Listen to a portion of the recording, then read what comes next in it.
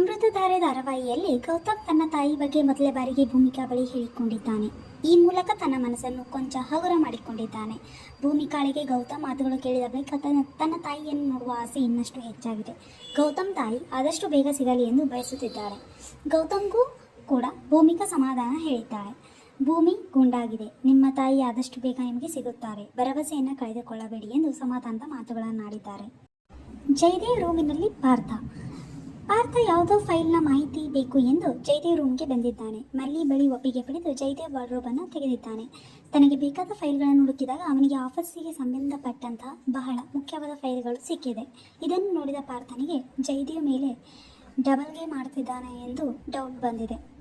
ಹುಡುಕಿದರೆ ಇನ್ನೇನು ಸಿಗಬಹುದು ಎಂದು ಹುಡುಕಿದಾಗ ಅಕಸ್ಮಾತ್ ಆಗಿ ಮಫ್ಲರ್ ಸಿಗುತ್ತದೆ.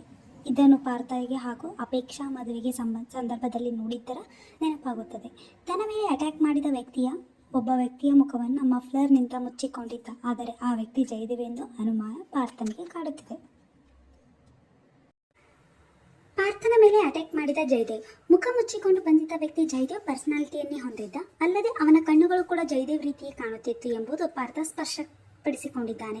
ಭೂಮಿಕಾ ಅತ್ತಿಗೆ ಬಳಿ ತನ್ನ ಮನದಲ್ಲಿರುವ ಗೊಂದಲವನ್ನು ಹೇಳಿಕೊಂಡಿದ್ದಾನೆ. ಭೂಮಿಕಾ ಅದೇ ರೀತಿಯ ಮಫ್ಲರ್ ಬೇರೆಯವರ ಬಳಿಯೂ ಇರಬಹುದು ಎಂದು ಹೇಳಿದರು.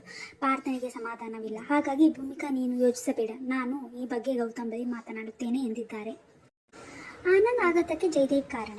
ಇತ್ತ ಅಪರ್ಣಾಳಿಗೆ ಆನಂದ್ಗೆ ಆಘಾತವಾಗಲು ಜಯದೇವ್ ಕಾರಣ ಇರಬಹುದು ಎಂದು ಹಿಂದೆಯೇ ಗೆಸ್ ಮಾಡಿದ್ದಳು. ಆದರೆ ಆನಂದ್ ಅಪರ್ಣಾಳಿಗೆ ನೀನು ಸುಮ್ಮನೆ ಅನುಮಾನಿಸಬೇಡ ಎಂದು ಸಮಾಧಾನ ಮಾಡಿರುತ್ತಾರೆ. ಆದರೆ ಸಿಸಿಟಿವಿ ಫುಟೇಜ್ ನೋಡಿದ ಅಪರ್ಣ ಪೊಲೀಸ್ ಆಗಿರೋ ತನ್ನ ಸ್ನೇಹಿತ ಮನೆ ಕರೆಸಿದ್ದಾಳೆ.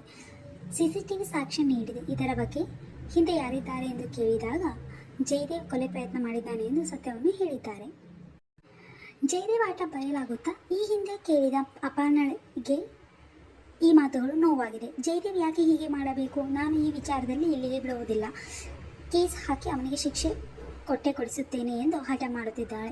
ಮಲ್ಲಿಗೂ ಜಯದೇವ್ ಆಟ ಗೊತ್ತಾಗಿದೆ. ಪಾರ್ಥನಿಗೆ ಈಗ ಅನುಮಾನ ಶುರುವಾಗಿದೆ. ಇದನ್ನೆಲ್ಲ ನೋಡುತ್ತಿದ್ದರೆ ಜಯದೇವ್ ಆಟ ಕಂಪ್ಲೀಟ್ ಆಗಿ ಮುಕ್ತಾಯಗೊಳ್ಳಬಹುದು ಎಂಬ ಪ್ರಶ್ನೆ ಕಾಡುತ್ತಿದ್ದು, ಗೌತಮ್ ಜಯದೇವ್ಗೆ ಯಾವ ರೀತಿಯ ಶಿಕ್ಷೆಯನ್ನು ಕೊಡಬಹುದು ಎಂಬುದು ಕುತೂಹಲ ಮೂಡಿಸಿದೆ.